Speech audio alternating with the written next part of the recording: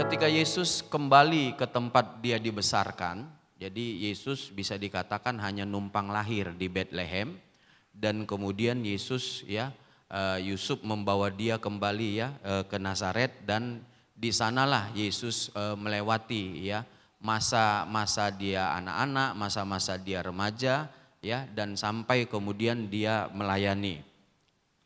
Sehingga tentu Nazaret menjadi tempat yang spesial, tempat yang menjadi rumah bagi Tuhan Yesus. Orang-orang Nazaret kenal siapa Tuhan Yesus secara lahiriah, dilahirkan dari Yusuf, tukang kayu, mamanya Maria, bahkan saudara-saudara Tuhan Yesus dalam arti kelahiran dari Yusuf dan Maria, bukan secara ilahi lagi itu mereka kenal semua. Sehingga tentu waktu Yesus datang ke Nazaret tidak salah Yesus mengharapkan satu sambutan yang lebih hangat begitu. Tapi ternyata Bapak Ibu Saudara-saudari mereka justru adalah salah satu kelompok yang tidak percaya kepada Yesus. Jadi ketika Yesus menyampaikan bahwa dialah Mesias, dialah yang diurapi oleh Roh Tuhan, kan dia membaca apa yang disampaikan oleh Nabi Yesaya, nubuatan, dan kemudian Tuhan Yesus katakan bahwa nubuatan itu sudah digenapi lewat dia. Bahwa dialah alat pilihan Allah, dialah yang diurapi, dialah yang memberitakan kabar baik, dialah yang kemudian menyembuhkan, dialah yang melepaskan. Jadi di dalam Yesus itulah Allah menyatakan kuasanya. Dan ketika Tuhan Yesus menyatakan hal itu kepada orang-orang yang sangat dia kenal, yang sangat mengenal dia juga, ternyata apa yang mereka lakukan, mereka nggak percaya. Mereka menolak. Karena apa? Karena mereka melihat hal yang lahiriah. Jadi bagi mereka Mesias itu, jadi rekan-rekan begini kalau kita ketinggian ekspektasi kita udah hayal kita itu udah terlalu tinggi, dan ketika kita melihat kenyataan bisa jadi kan kita kecewa. Kita misalnya sudah lihat di media sosial begitu tempat wisata laut yang biru begitu kan, bersih, begitu kita nyampe ternyata nggak sebiru yang digambar. Ternyata nggak sebersih itu. Jadi kan ekspektasi kita udah ketinggian, lalu kenyataannya nggak seperti itu. Jadi kurang lebih seperti itu orang Nazaret. Bagi mereka Mesias itu akan memakai mungkin pakaian raja, lahir dari orang kaya raya, lalu kemudian pergi naik kuda begitu kan. Lalu janganlah bapaknya tukang kayu, begitu harus keren dong. Dan ternyata apa hayalan mereka itu pemikiran mereka itu ternyata enggak seperti itu. Yesus lahir dari keluarga sederhana. Kayak enggak ada ningrat-ningratnya begitu walaupun dia keturunan Daud. Tapi kan begitu banyak keturunan Daud yang biasa saja. Jadi mereka kemudian aku tahu mungkin Yusuf pernah susah juga secara ekonomi. Mungkin Yusuf pernah juga ordernya sepi. Sehingga ketika mereka melihat, loh kok begini Mesias masa lahir dari begini? Mesias kok sederhana seperti ini? Sehingga walaupun Yesus sudah menunjukkan bukti-bukti yang menunjukkan penyataan lah kita katakan begitu bahwa dia adalah Tuhan, bahwa dia adalah Mesias, maka mereka susah untuk menerimanya. Dan mereka menuntut Bapak Ibu Saudara-saudari, kalau memang Yesus Mesias, buat dong mujizat di depan mata mereka. Jadi ketika Yesus buat mujizat di sini dikata di Kapernaum bagaimana Yesus melakukan mujizat di kota yang dekat dengan mereka jadi itu tidak cukup bagi mereka. Jadi ketika Yesus ada pada saat itu tunjukkan dong show off dong tunjukkan kayak pertontonkan begitu baru mereka mau percaya. Jadi kadang-kadang Bapak Ibu Saudara-saudari kalau kita menilai hal-hal secara lahiriah misalnya begini, kita sukses mengikut Tuhan, kita menilai secara lahiriah. orang misalnya ya pelayanan hebat, lalu kemudian kita menilai secara lahiriah jumlah jemaat, maka kita biasanya akan tertipu.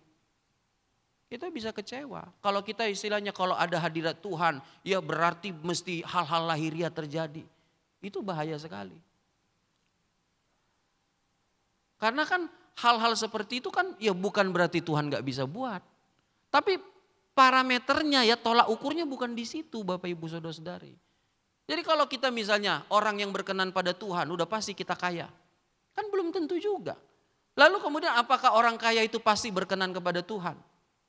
Kan kita harus mikir ya, kita harus mempunyai tolak ukur yang alkitabiah. Sehingga kita tidak tertipu ketika misalnya ya, ketika kita mengikut Tuhan ya secara lahiriah, bukan saya bilang kita nggak dikasih makan oleh Tuhan Yesus. Tapi kalau kita melihat hal-hal lahiriahnya kok kayaknya biasa aja.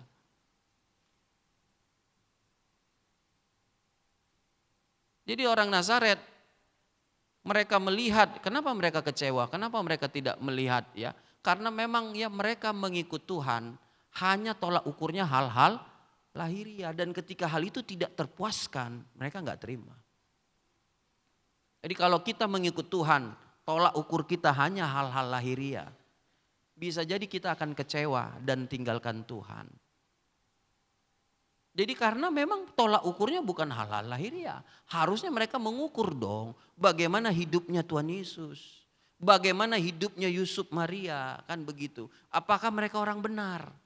Apakah mereka orang yang melakukan firman? Di situ dong harusnya tolak ukurnya. Jadi ketika mereka meminta supaya Tuhan Yesus menunjukkan. Jadi kan kadang-kadang manusia kan kayak mau mendikte Tuhan. Kami akan percaya kepada Tuhan kalau memang Tuhan itu buat seperti ini. Kadang-kadang kan begitu kan Bapak Ibu Saudara-saudari. Ya aku akan melayani Tuhan, aku akan ikut sungguh-sungguh ya, aku akan memberi bagi Tuhan ya dan lain sebagainya. Kalau Tuhan bikin begini, kalau Tuhan bikin begini. Dan itu yang mereka mau sampaikan kepada Tuhan Yesus. Kalau memang engkau Mesias, tuh nggak usah mujizat yang beda. Yang kau buat di Kapernaum, buat di sini. Mungkin mereka berkata nggak usah banyak, satu saja. Maka mereka akan menjadi percaya. Lalu mengapa kemudian bagaimana reaksi Tuhan Yesus? Apa yang kita baca, mari kita lihat ya, apa yang direspon Tuhan Yesus mengenai permintaan mereka itu. Ayat 23 kita baca. Lukas 4 ayat 23 dan 24, mari kita baca bersama-sama. 1, 2, 3. Maka berkatalah ia kepada mereka, tentu kamu akan mengatakan pepatah ini kepadaku, hai tabib, sembuhkanlah dirimu sendiri. Perbuatlah di sini juga di tempat asalmu ini segala yang kami dengar yang telah terjadi di Kapernaum. Dan katanya lagi, aku berkata kepadamu, sesungguhnya tidak ada nabi yang dihargai di tempat asalnya. Jadi Tuhan sudah tahu permintaan mereka, buat dong di sini. Tapi Bapak Ibu Saudara-saudari, Yesus tidak melakukan tuntutan mereka. Jadi kalau misalnya ya orang suka mendikte Tuhan, biasanya Tuhan gak akan ikutin. Karena apa? Tuhan itu kan gak bisa kita dikte. Kadang-kadang orang saja gak bisa kita dikte. Anak kita saja kadang-kadang kalau dia sudah dewasa gak bisa orang tua paksa. Bahkan mungkin diri kita saja kan gak bisa dipaksa orang. Kita punya pemikiran, kita punya kehendak, kita punya apa yang kita pandang baik. Bagaimana kita mau mendikte Tuhan? Lalu di situ Tuhan Yesus katakan ya, kalau kemudian mujizat itu ya, itu hendak dilakukan supaya orang yang tidak percaya menjadi percaya, itu bukan begitu konsep mujizat. Ini kan mereka kan dasarnya mujizat, apakah mujizatnya belum pernah ada? Sudah banyak Bapak Ibu. Mujizatnya sudah banyak. Bahkan kan mereka tahu mujizat itu di Kapernaum ya sangat sangat mengena ya di hati mereka mujizat Tuhan itu. Dan dengan terang benderang mereka tahu bahwa Yesus melakukan mujizat. Jadi kan itu bukan sesuatu yang misalnya begini ya, yang masih ya yang enggak jelas begitu. Sehingga perlu kita tanyakan. Ya kan kalau misalnya belum jelas, lebih bagus kita bertanya daripada sok tahu, ya. Sebenarnya kita enggak tahu. Ya kan lebih bagus daripada simpang siur beritanya, ya tanyakan. Tapi kalau misalnya sudah diberitakan nih, sudah disampaikan ya bla bla bla bla bla misalnya begitu. Lalu kita kemudian nyuruh dia lagi, kamu konferensi pers lagi deh, ngomong lagi sekali lagi. Kan belum tentu loh orang mau, belum tentu orang mau didite. Kan saya sudah cukup, saya sudah pernah ngomong. Misalnya seperti itu. Ada YouTube-nya misalnya, sekarang kan zaman ini, ada kok videonya. Ada kok catatannya. Ada kok ya rekamannya. Jadi ketika Yesus dituntut oleh mereka ini supaya saya percaya. Bukan berarti Bapak Ibu Saudara-saudari Tuhan Yesus tidak mau orang menjadi percaya, sangat mau. Bukan berarti Tuhan Yesus tidak mau kita semua ikut Tuhan sungguh-sungguh, oh sangat mau. Tapi kalau kemudian ketika kita mau mengikut Tuhan sungguh-sungguh dan kita katakan Tuhan kau buat begini, buat begini, buat begitu. Padahal kita tahu Yesus itu sangat baik. Amin Bapak Ibu. Padahal kita tahu gak ada ruginya kita ikut Tuhan. Padahal kita tahu begitu banyak kebaikan Tuhan. Sebenarnya kan kita gak perlu alasan apapun. Ya, oh aku akan melayani Tuhan kalau saya begini. Kan sebenarnya gak perlu itu. Emang kita baru kenal Tuhan atau emang Tuhan ya baru lahir. Sehingga kita belum tahu ini bagaimana ini ya kayak misalnya merek baru. Kita masih harganya lebih murah sih. Cuma gak tahu deh. Belum terkenal mereknya. Merek baru. Misalnya seperti itu. Emang Tuhan seperti itu. Sehingga kita perlu sanksikan dia. Kalau aku melayani Tuhan, kalau aku hidup sungguh-sungguh, hidupku terpelihara gak oleh Tuhan. Itu kan kita lahir dari apa? Ketidakpercayaan. Dan ketidakpercayaan itu tidak menggerakkan Tuhan. Membuat mujizat. Yang ada apa? Tuhan kesel. Kalau kita gak percaya, Tuhan kesel. Ya, hati-hati Tuhan tinggalkan kita. Emang manusia kita doang. Emang Tuhan gak punya orang lain untuk dia pakai. Kan kita harus mikir begitu. Jangan kita pikir Tuhan gak bisa beralih daripadaku. Ya kalau kita terus tidak percaya. Kita sudah dengar dari A, kita sudah dengar dari B, kita dengar dari C.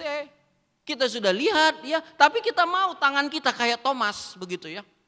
Ya mesti tanganku sendiri yang kucucukkan ke luka Yesus itu.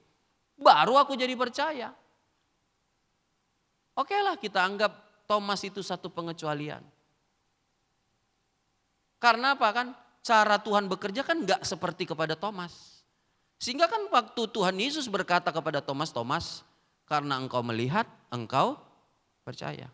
Berbahagialah mereka yang tidak melihat namun percaya. Kan itu yang Yesus katakan kepada Thomas. Jadi kan yang Tuhan inginkan Bapak Ibu Saudara-saudari, sekalipun kita tidak melihat namun kita percaya. Jadi Yesus tidak lakukan mujizat di depan mata mereka. Tuhan tidak kayak mempertontonkan, menunjukkan. Karena apa? Dia mau kita percaya bukan karena melihat. Karena kita percaya kita firman Tuhan itu. Dan firman Tuhan itu ya apa yang Yesus lakukan itu cukup. Cukup. Jadi misalnya nih ya firman Tuhan 66 kitab ini. Gak perlu lagi ditambahi. Kalau misalnya ya ada orang kadang-kadang kan berpikir gini ya. Kalau misalnya Tuhan bikin lagi kitab ya tentang neraka dengan sedetail mungkin. Bisa jadi banyak orang yang mau bertobat. Mungkin ada pemikiran kita seperti itu. Dan Tuhan gak akan bikin kitab lain lagi tuh. Karena apa? Ini cukup. Ketika firman ini kita sampaikan Bapak Ibu Saudara-saudari, itu cukup untuk membuat kita menjadi percaya. Jadi Tuhan tidak akan tambahkan lagi. Jadi Tuhan akan sampaikan ini cukup. Kalau kita perhatikan ya, Lukas pasalnya yang ke-16 tentang permintaan seorang yang kaya raya itu kepada Bapak Abraham ya, Lukas pasalnya yang ke-16, Lukas pasal 16 ayat yang ke-27, Lukas pasal 16 ayat 27.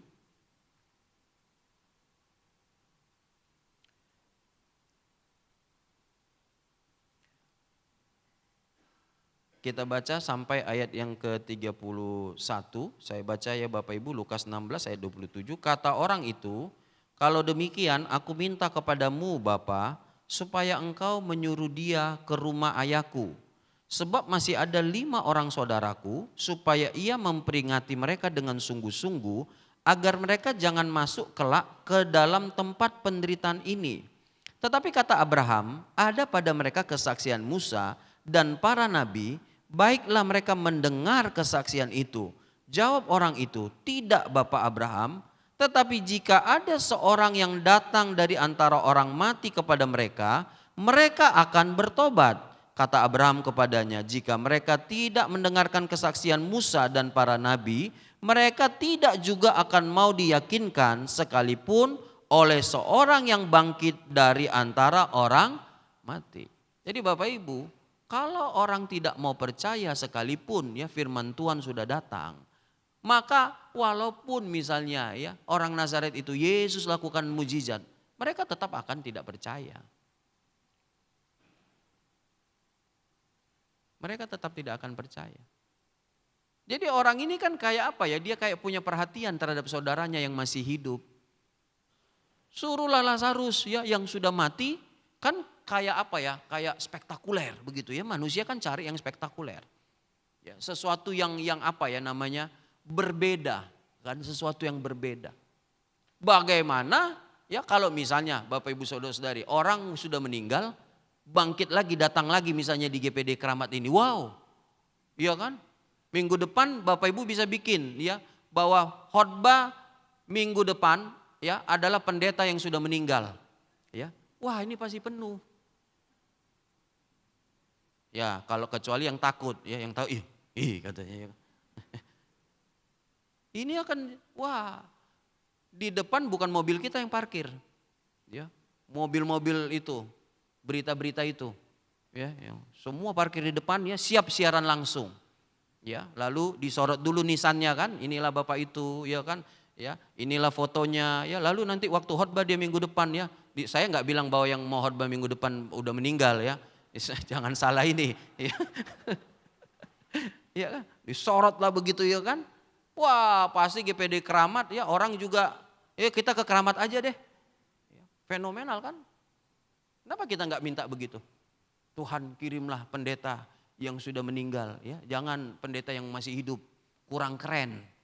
Ya, kalau mau keren ya kita ya nggak usah pendeta luar negeri sekalian, ya kan? Kita minta tentu kan secara manusia kita wow keren dong. Pasti akan menjadi kesaksian, tapi Bapak Ibu belum tentu. Kalau dia memang tidak percaya, dia akan tetap tidak percaya. Dan berbahagialah kita. Kalau kita percaya ya kepada firman Tuhan yang kita dengarkan. Dan kemudian Yesus berkata bahwa tidak ada nabi yang dihormati di asalnya sendiri. Ini kan memang kayak gimana ya? Kan harusnya, misalnya gini ya, kalau ada orang hebat berasal dari lingkungan kita harusnya kan keren begitu kan? Tapi kadang-kadang kan kita dengar gini ya, misalnya ada orang hebat sekarang, wah tetanggaku itu dulu. Dulu mamanya itu pinjam-pinjam beras sama aku. Biasanya kadang gitu kan ngomongannya. Kayak nggak ada maksudnya mengapresiasi memang keren gitu. Ada aja, dulu itu susahnya aku tahu itu. Iya kan? Atau mungkin ya ada orang hebat dulu kita bilang, wah dulu itu bodoh-bodoh itu. Aku pun heran kok dia berhasil sekarang. Kadang kan itu yang kita dengarkan. Dulu aku ranking 7, dia ranking 30. Tapi kok sekarang dia perusahaannya 7 ya. Iya kan kadang gitu kan. Aduh payah itu ya, sepatunya bolong-bolong dulu. Sekarang dia direktur. Kadang-kadang kan nggak maksudnya omongan manusia itu nggak kayak apa ya, kayak mengapresiasi, iya memang dia itu walaupun dia orang susah tapi pekerja keras, kan jarang omongan begitu. Biasanya yang jeleknya dulu dimunculkan, ya kan. Baru kemudian ya lama-lama kalau dilihat, oh yaudah baru apresiasinya. Jadi Yesus katakan ya bahwa kadang-kadang ya Bapak Ibu Saudara-saudari, ya, belum tentu seseorang itu dihargai di lingkungannya. Kadang-kadang lingkungan lain itu lebih menghargai seseorang. Karena mungkin begini ya kan, karena dia mungkin biasa melihat hal itu, sementara di lingkungan lain ya itu menjadi sesuatu yang luar biasa. Yang saya tidak tahu ya di dunia rohani apakah Bapak Ibu lebih dengar khotbah pendeta luar negeri, ya luar Ketapang Keramat Soho, saya nggak tahu. Saya tidak ada tendensi menuduh ya. Tapi kadang-kadang di Alkitab disampaikan begitu. Ya. Kadang-kadang orang lebih menghargai ya orang yang bukan ya di dalam kita, lingkungan kita begitu. Orang berpikir bahwa ya orang-orang di luar dari tempat kita itu lebih baik daripada di dalam tempat kita. Ya, kadang-kadang kan kalau kita berpikir, ada kadang-kadang orang berpikir produk luar itu lebih baik dari produk dalam negeri. Kadang-kadang kan hal seperti itu sudah kayak nempel ya di pemikiran orang-orang. Jadi Tuhan Yesus katakan ya memang tidak ada nabi yang dihargai di negerinya sendiri. Karena itu tadi saya katakan, kebanyakan orang menilai dari hal-hal lahiriah. Sementara nabi kan, hamba Tuhan kan bicara hal-hal yang rohani. Lalu Tuhan Yesus mengutarakan, ini yang saya mau tekankan ya, tentang ada 2 cerita, tapi kita angkat 1 cerita aja. Tuhan Yesus katakan begini, waktu Nabi Elia, waktu terjadi kelaparan, ya, bukan hanya di Israel ya Bapak Ibu Saudara-saudari, tapi di sekitarnya juga itu terjadi kelaparan. Maka Tuhan mengutus Nabi Elia bukan kepada ibu janda yang ada di Israel. Padahal kan banyak ibu janda di Israel yang kelaparan, yang menderita. Tapi itu kayak dilewati gitu loh. Jadi kan balik lagi tadi ya, orang Nazaret harusnya kan mereka lah, bisa kita katakan mungkin harusnya kan mereka lah murid-murid utama Tuhan Yesus. Pendukung-pendukung Tuhan Yesus. Kadang-kadang Bapak Ibu ya, hal-hal rohani ini kita nggak bisa nilai secara lahiriah. Mungkin secara lahiriah mestinya kita didukung oleh saudara-saudara kita, tapi kadang-kadang enggak. Ya, kita melayani Tuhan, kita ikut Tuhan itu ya, kita lihat aja kepada Tuhan dah. Mungkin Bapak Ibu mengharapkan mestinya mamakulah, papakulah, inikulah, onokulah gitu. Mungkin suamikulah, istrikulah, kadang-kadang enggak loh. Kadang-kadang Tuhan malah pakai orang yang mungkin enggak pernah kita kenal. Kita nggak tahu ya, bukan pernah bersamaan dengan kita, mungkin satu sekolah kita kadang-kadang nggak seperti itu. Walaupun kan harusnya kita didukung oleh orang-orang sekitar kita. Tapi Bapak Ibu jangan kecewa kalau hal itu tidak terjadi. Sama kok Tuhan Yesus juga digituin, nggak didukung. Jadi Tuhan Yesus katakan sama pada zaman Nabi Elia. Itu begitu banyak ibu-ibu janda di Israel. Begitu banyak orang yang perlu ditolong. Tapi Tuhan mengutus Nabi Elia itu pergi jauh. Bukan di daerah Israel. Bukan kepada orang Israel. Tapi ke Sarfat yang termasuk wilayah Sidon. Berbeda. Jadi kan Bapak Ibu ya saudara-saudari ya. Tadi kita melihat kalau misalnya nih lingkungan kita mendukung, haleluya puji Tuhan. Harusnya begitu. Tapi kalau mungkin lingkungan kita tidak mendukung, jangan kecil hati juga. Kalau misalnya Bapak Ibu Saudara-saudari, lingkungan kita menolong, puji Tuhan, haleluya. Tapi kalau tidak menolong, nanti Tuhan kirim pertolongan yang tidak kita sangka. Orang yang bisa jadi nggak kita kenal. Karena ini kan pekerjaan Tuhan. Jadi kadang-kadang pekerjaan Tuhan itu nggak bisa kita kita ukur begitu, kita kira-kira, nggak bisa.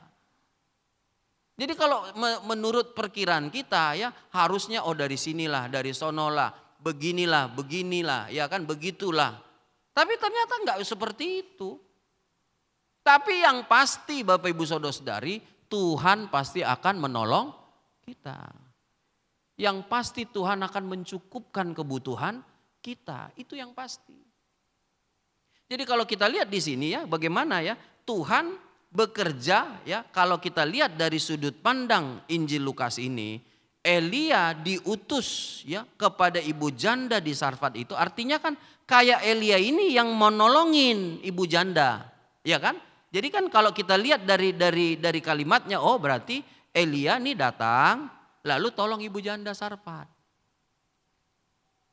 Tapi kalau kita lihat dari sudut pandang 1 Raja-Raja 17, coba kita lihat 1 Raja-Raja pasal 17.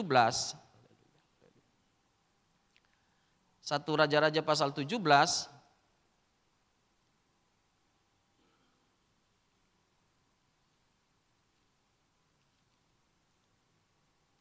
Ayat yang ke-7. 1 Raja-Raja 17 ayat yang ke-7. Mari kita baca sampai ayat yang ke-9. 1 Raja-Raja 17 ayat 7 sampai ayat yang ke-9. Oke, 1, 2, 3. Tetapi sesudah beberapa waktu sungai itu menjadi kering sebab hujan tiada turun di negeri itu. Maka datanglah firman Tuhan kepada Elia, bersiaplah, pergi ke Sarfat yang termasuk wilayah Sidon dan diamlah di sana. Ketahuilah, aku telah memerintahkan seorang janda untuk memberi engkau makan. Kan kayak dari sudut pandang berbeda. Sudut pandang Tuhan Yesus kutip bahwa Elia itu diutus ke Sarfat. Berarti kan Elia ini dong yang misalnya kalau kita diutus ke ini, masa orang itu yang nolong kita? Sekarang dari sudut pandang 1 Raja-Raja pasal 17 dikatakan sungai Keritnya sudah kering. Hujannya tidak turun 3 tahun dan 6 bulan. Pergilah kata Tuhan kepada Elia, Nabi Elia. Nanti aku perintahkan seorang ibu janda memberi kau makan. Jadi kita lihat kan dalam satu kejadian itu Tuhan bekerja bagi Nabi Elia, bagi ibu janda Sarfat, bagi anak laki-lakinya. Jadi dalam satu peristiwa. Nah, Tuhan itu kalau bekerja Bapak Ibu, dia bukan cuma bekerja untuk kita. Dia bekerja juga ke orang. Mungkin satu peristiwa itu bisa berdampak kepada banyak orang. Itu hebatnya Tuhan. Kalau kita kenal pepatah sambil menyelam minum air gembung dong, kan? Nyelam minum air gembung. Sekali mendayung 2-3 pulau terlampaui, kan? Kayak satu hal kita kerjakan bisa berdampak untuk 3, 4, 5 hal. Kita aja kan mengenal hal seperti itu, kan? Seperti penghematan atau seperti efektif, Jadi kita kerja 1 kali kerja, 3 kita bisa selesaikan. Jadi ketika Tuhan bekerja, Tuhan katakan kan ini hamba Tuhan, Elia. Elia kan dia tidak punya ladang, dia tidak menanam, kerjanya apa? Melayani Tuhan. Kalau ditanya apa kerjanya melayani Tuhan. Nah sekarang ibu janda Sarfat, dia orang susah. Makin susah dibuat oleh kekeringan itu. 3 tahun 6 bulan tidak ada hujan. Dan pada waktu Nabi Elia datang kepada ibu janda itu, saya nggak tahu ekspektasi Nabi Elia. Tapi mungkin dia nggak ekspektasi bahwa itu ternyata ibu janda miskin. Ya kan, dia kan bagaimana waktu lihat ibu janda itu mungkin dia, ini mungkin pura-pura miskin kali ibu janda ini. Kan dia nggak berekspektasi gimana yang mau memberi dia makan, itu ternyata juga butuh makan. Ya Bapak Ibu kan. Kalau misalnya orang lagi kesusahan, ya, lalu datang orang, tolonglah aku lagi kesusahan. Mungkin orang yang lagi kesusahan itu bisa emosi. Lu ngeledek ya. Kan kita bisa marah. Loh kalau orang lagi susah, mungkin kan ibu janda Sarfat ini, Pak Pendeta, mungkin kau kurang peka suara Tuhan Pak Pendeta. Ini saya cuma punya makanan untuk satu kali makan. Kan mau dimasak dulu, mereka makan, dan setelah itu kami mati. Kan itu dia omongin.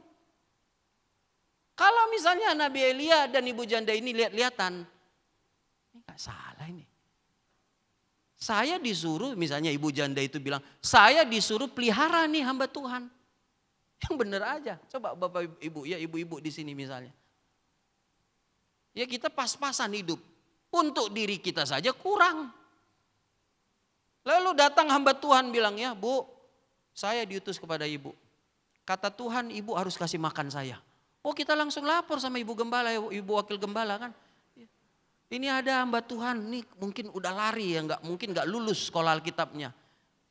Kenapa? Masa dia datang sama saya, lalu dia bilang, kamu harus kasih saya makan. Padahal beras saya tinggal 1 takar itu, dia kata. Ikan saya tinggal seekor, itu pun dibagi sama anak saya. Habis itu saya nggak tahu besok makan apa. Coba andai kata hal itu terjadi. Kan kita bisa, ini apaan ini? Kita kan bisa berdua atau mungkin kita pendeta misalnya begitu ya kan. Kita pendeta, kita datang ya kan kepada pendeta, misalnya kita mau bangun gereja. Dia ternyata bangun gereja lebih gede lagi. Jemaat kita 100 misalnya begitu ya, jemaat Tuhan yang dipercaya ya. Jemaat Tuhan yang dipercaya kepada dia 20 misalnya gitu. Kan dia bisa ngomong nggak salah bro. Jadi tapi kalau kita lihat bagaimana Tuhan bekerja. Jadi dengan melakukan ini begini, jadi ibu janda ini harus percaya kepada firman Tuhan. Nabi Elia itu juga ya udah nggak bisa lagi ekspektasi lewat apa-apa yang kita lihat. Nggak bisa lagi iman bisik-bisik.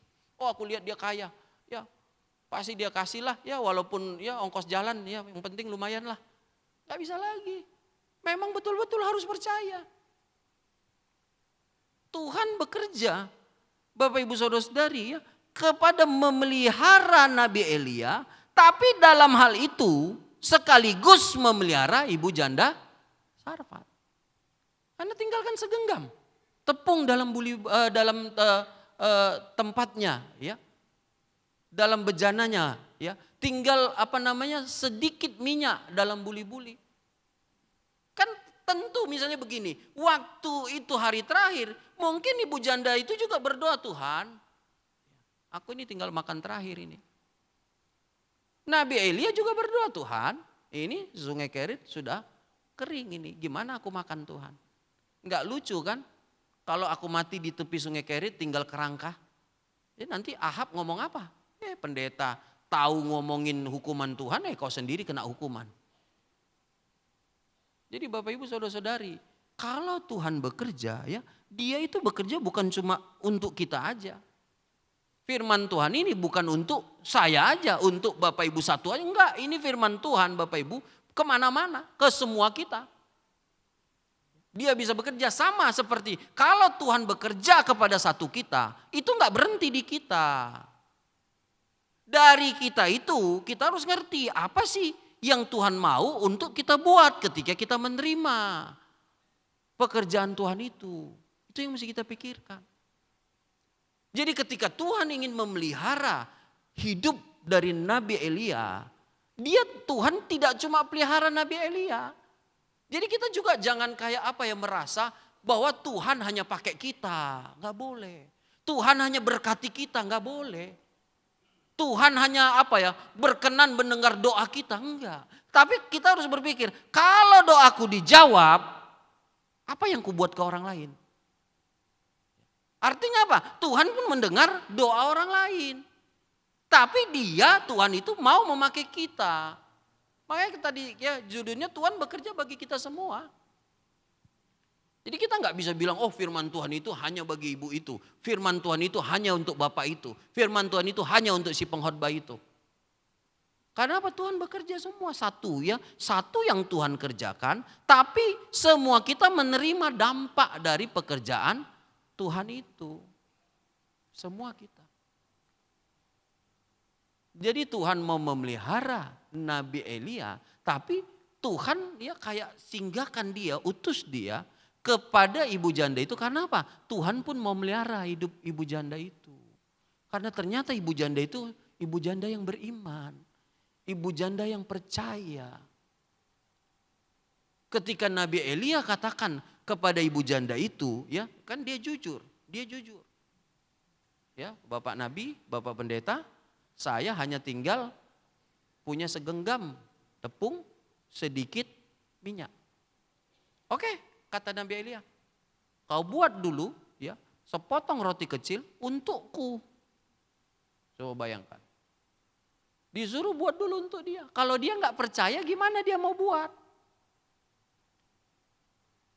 Lalu Nabi Elia katakan karena firman Tuhan berkata bahwa tepung yang segenggam itu tidak akan habis, minyak yang sedikit itu tidak akan habis sampai Tuhan memberikan hujan ke atas bumi.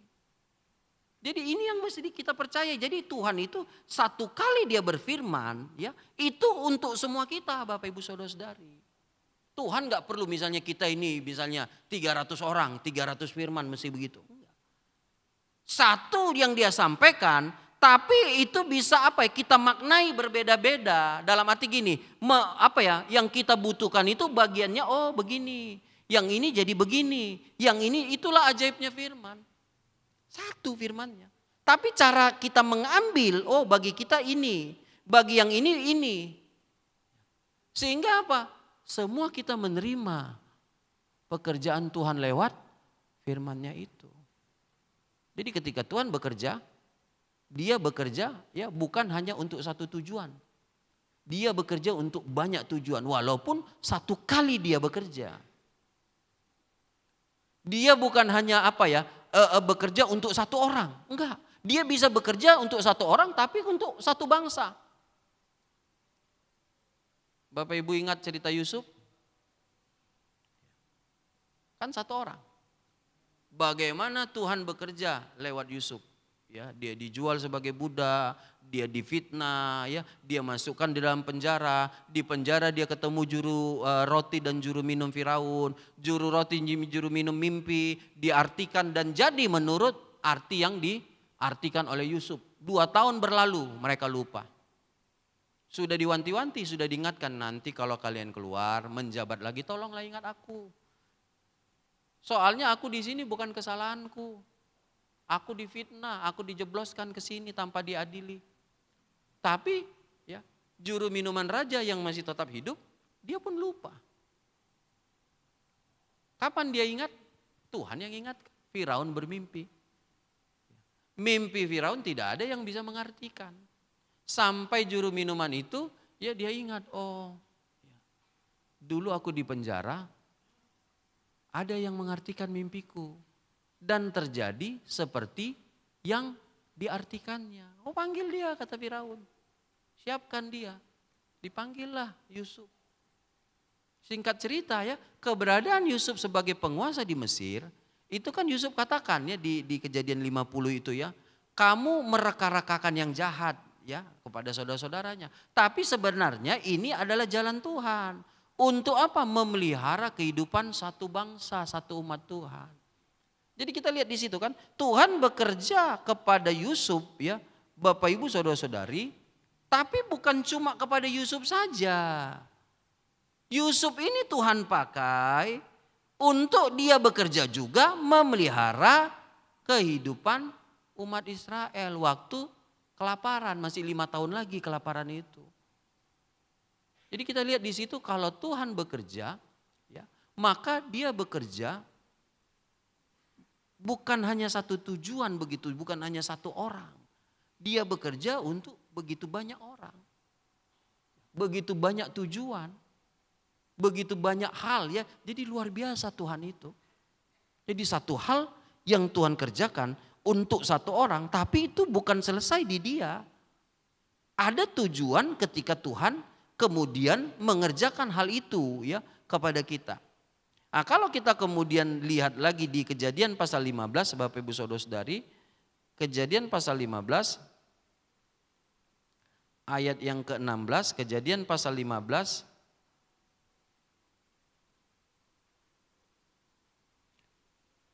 ayat 16, apa nubuat yang disampaikan Tuhan kepada Abraham tentang keturunannya. Kejadian 15 ayat yang ke-16, mari kita baca. Kejadian 15 ayat 16. Kita baca bersama-sama, Kejadian 15 ayat 16. 1, 2, 3.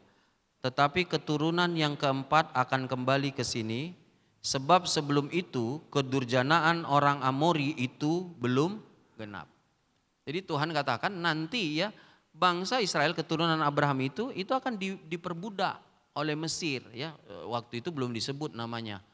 Tapi nanti mereka akan kukeluarkan dari perbudakan itu dan kembali ke sini ke tanah Kanaan yang dijanjikan Tuhan.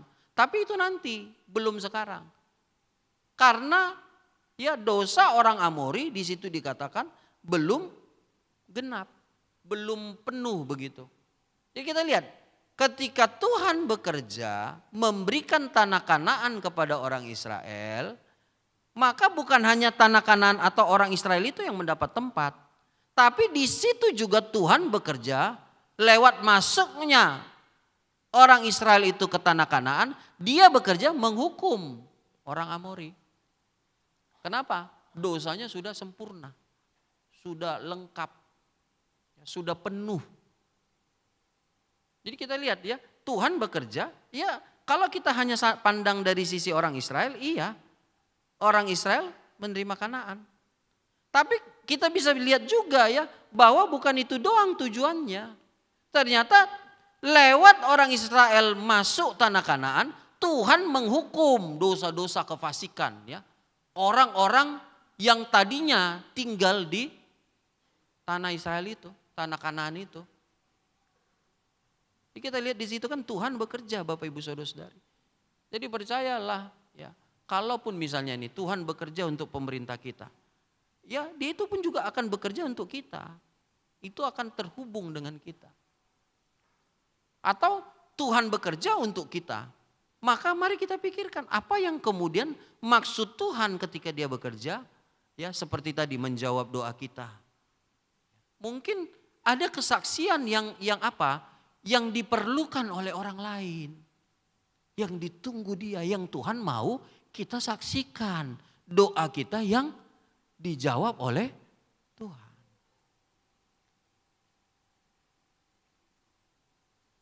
Apa yang Tuhan buat berikan bagi kita berdampak juga, punya maksud juga untuk orang lain. Ya, saya mau akhiri dengan ini. Mari kita lihat contoh Kisah Para Rasul 9. Waktu Tuhan selamatkan Rasul Paulus, ya orang kan bertanya-tanya, kenapa Tuhan selamatkan Rasul Paulus? Kisah pasal 9 ayat yang ke-15. Kisah pasal 9 ayat yang ke-15. Mari kita baca Kisah pasal 9 ayat 15. 1, 2, 3. Tetapi firman Tuhan kepadanya, pergilah, sebab orang ini adalah alat pilihan bagiku untuk memberitakan namaku kepada bangsa-bangsa lain, serta raja-raja dan orang-orang Israel. Ananias ya, murid Tuhan berkata, loh kok dia dipilih Tuhan ya? Kok Rasul Paulus loh orang yang jahat seperti itu? Pembunuh, ya, penganiaya jemaat. Itu kan membuat mereka nggak ngerti gitu. Lalu Tuhan bilang, pergilah kau doakanlah dia, kau layani dia. Kau doakan supaya dia bisa melihat lagi. Loh kenapa Tuhan kok nggak ada orang lain? Tuhan bilang enggak, dia yang pas, tepat.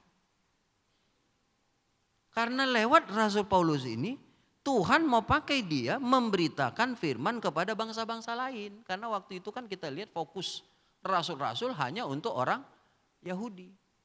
Jadi Rasul Paulus ini kayak mendobrak gitu loh paradigma rasul-rasul lain. Bahwa pelayanan itu bukan cuma untuk orang Yahudi. Bahkan di situ dikatakan raja-raja. Ya, dengan kepintarannya, dengan jaringan yang Rasul Paulus punya, maka dia bisa masuk ke raja-raja. Lalu terakhir bangsa Israel. Jadi Tuhan seperti mau menggenapkan firman-Nya itu, amanat agungnya, ya pergilah jadikan segala bangsa. Karena waktu itu ternyata rasul-rasul hanya berkutat ya di orang Yahudi. Jadi kita bertanya, untuk apa seorang seperti Rasul Paulus itu diselamatkan oleh Tuhan? Ya. Cara pertobatannya kan kayak spektakuler. Ya, sinar yang lebih terang dari matahari, ya itu kemudian kena kepada dia, membuat matanya buta. Jadi dia tahu ini enggak biasa ya, sehingga dia berkata, siapakah engkau Tuhan? Disitulah ya suara itu berkata, akulah Yesus yang kau aniaya. Ini kan spektakuler panggilannya. Kenapa Tuhan lakukan itu? Apakah misalnya begini, Tuhan hanya mau bekerja untuk Rasul Paulus, artinya gitu, selesai tok di dia. Sudah dia selamat. Katakan enggak Bapak Ibu. Ternyata lewat Rasul Paulus ini, ya ada begitu banyak orang yang diselamatkan, mendengar firman, mendengar Injil. Jadi terjadi akselerasi penginjilan. Jadi luar biasa ya, tempat-tempat yang selama itu tidak terjangkau, tidak bisa didatangi oleh Rasul Paulus. Begitu mobile dia, begitu luar biasa pergerakannya, lincah sekali penginjilannya. Begitu daya jelajah dia luar biasa. Jadi kenapa Tuhan pilih kan? Jadi ketika Tuhan bekerja, ya dia bekerja bukan hanya selesai di Rasul Paulus. Dan Rasul Paulus tahu itu. Kalau orang seperti aku katanya, ya itu diselamatkan Tuhan. Artinya apa? Aku harus lebih bekerja, lebih giat dari yang lain. Kan itu ada di hati Rasul Paulus. Jadi ketika Tuhan bekerja, tidak hanya selesai di Rasul Paulus. Tetapi Rasul Paulus menyadari bahwa pekerjaan Tuhan bagi dia itu harus ya berdampak kepada orang lain. Harus berdampak. Jadi enggak selesai di dia. Jadi ketika Tuhan bekerja Bapak Ibu ya kepada diri Bapak Ibu, itu Tuhan juga bekerja ke lingkungan sekitar kita, si ini, si ono begitu ya. Ketika Tuhan misalnya apapun yang Tuhan buat, itu dia juga ya kita harus bisa menyampaikan itu bahwa Tuhan juga bekerja untuk orang lain itu. Jadi Tuhan enggak cuma bekerja untuk kita. Yang kedua ya Esther ya, Ratu Esther. Esther pasal 4 ayat 14.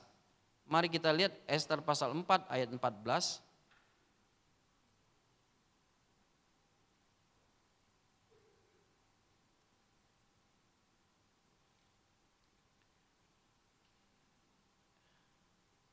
Esther pasal yang keempat, ketika bangsa Israel itu mau dipunahkan ya, dalam satu hari ya tanggal 13 bulan 12 sudah diundang-undangkan, dan Mordekai mengatakan seperti ini ya kepada Esther yang waktu itu kedudukannya ratu. Esther 4 ayat yang ke-14. Mari kita baca Esther 4 ayat 14. 1, 2, 3. Sebab sekalipun engkau pada saat ini berdiam diri saja, bagi orang Yahudi akan timbul juga pertolongan dan kelepasan dari pihak lain. Dan engkau dengan kaum keluargamu akan binasa. Siapa tahu, mungkin justru untuk saat yang seperti ini engkau beroleh kedudukan sebagai ratu. Jadi kalau kita pikir ya, Tuhan mengangkat Esther. Ya. Bagaimana dia bisa menjadi ratu dalam seleksi yang begitu ketat. Dan apakah ketika dia menjadi ratu ya Bapak Ibu Saudara-saudari sudah selesai, udah ya nikmatilah kemewahannya di istana gading ya, lalu kemudian ya tenang-tenang saja ya karunia menikmati begitu. Tuhan bilang enggak begitu. Siapa tahu Tuhan itu berkati engkau jadi ratu Esther supaya kau menyelamatkan nih orang Yahudi mau dibunuh nih, mau dipunahkan nih. Oh tapi kalau aku menghadap raja tanpa dipanggil, kalau aku tidak ditunjukkan ya dia tongkat emas raja itu, ya udah aku. Tapi Mordekai bilang cuma kau yang punya akses ke raja. Jadi jangan berpikir kau dijadikan ratu, ya Tuhan pilih engkau, Tuhan angkat engkau, Tuhan berkati engkau, lalu kita nggak buat apapun.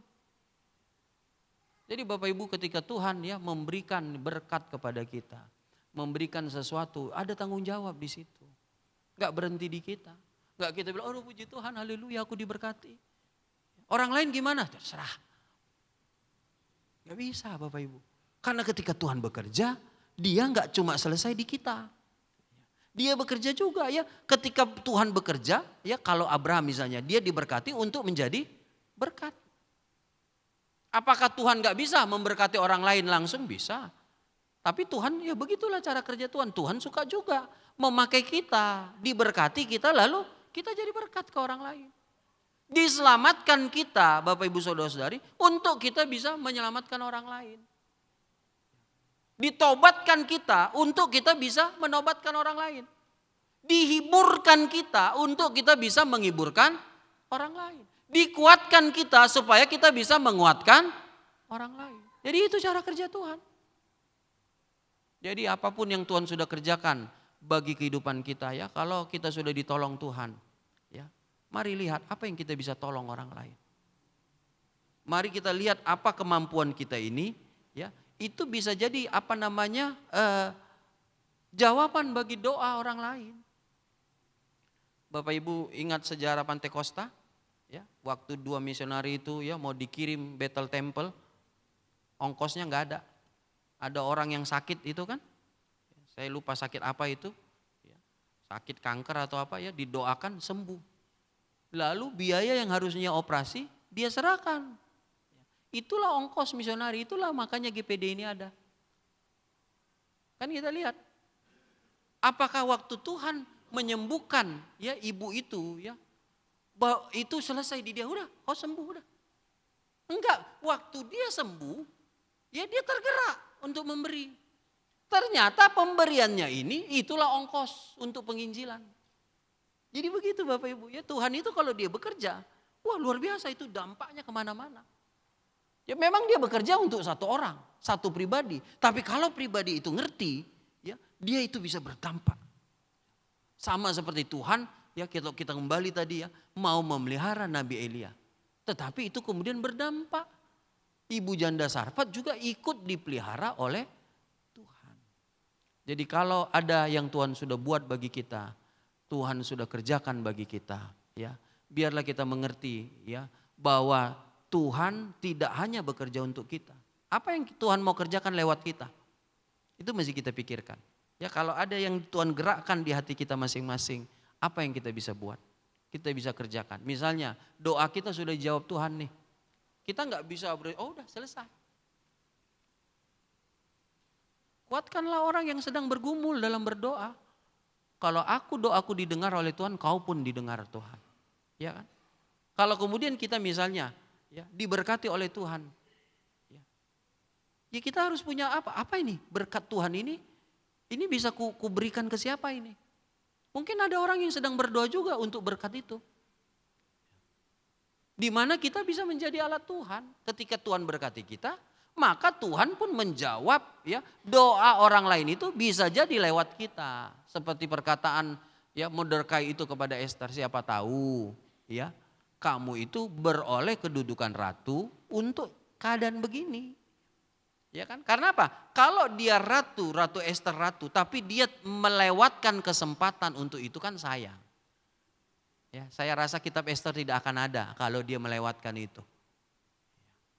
Tapi kan Mordekai bilang dengan imannya bahwa Tuhan punya jalan atau alat lain untuk menolong orang Yahudi. Dan puji Tuhan Esther mau melakukannya walaupun pertaruhannya adalah nyawanya. Kiranya Tuhan menolong kita ketika dia bekerja, maka dia bekerja untuk semua kita.